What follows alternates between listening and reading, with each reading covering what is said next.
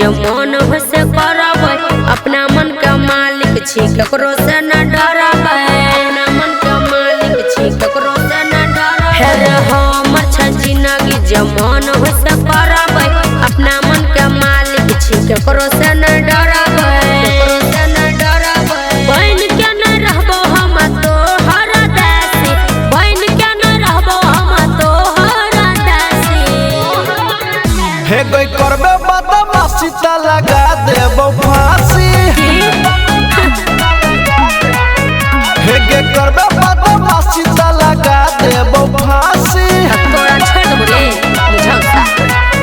सुन करबे बदमाशी त लगा देबो फांसी, बनी के बाबाजी चल जेबो कहासी। चल जो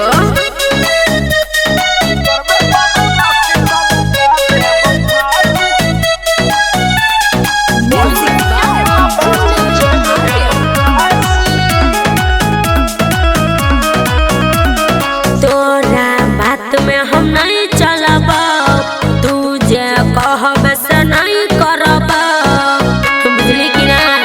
सुने तोरा बात में हम नहीं चलब, तू जे कहब से नहीं करब। हमरा से तू मुँह लगा के नहीं बात, तोरा कोनियो नहीं लागै छौ लाज। हमारा पधाक न चलावे तू बेसी, हमारा पधाक न चलावे तू बेसी। हे गे करबे बदमाशी त लगा देबो फांसी, अरे बाप रे चल निकल। हे गे करबे बदमाशी त लगा देबो फांसी, तनी लगा के देखी। हे गे करबे बदमाशी त लगा देबो फांसी, बनी के बाबाजी चल जेबो कहासी। तनी केकरा डरबै छी रे।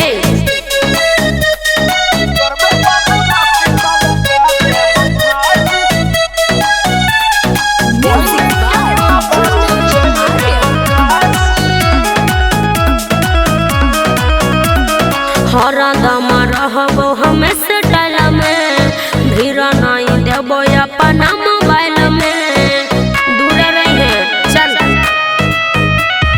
हरदम रहबो हम स्टाइल में, भीड़ नहीं देबो अपना मोबाइल में।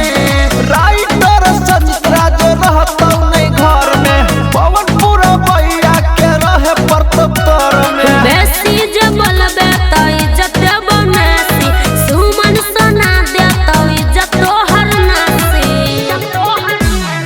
करबे बदमाशी त लगा देबो फांसी, ज्यादा नहीं बोल। हे गे करबे बदमाशी त लगा देबो फांसी, तोरा बाप के राज चले हो। हे गे करबे बदमाशी त लगा देबो फांसी, बाबाजी बन के हम चल जेबो काशी। अरे चलियो तो जो। अच्छा देखे छियो काशी जाए छै कि कहीं और।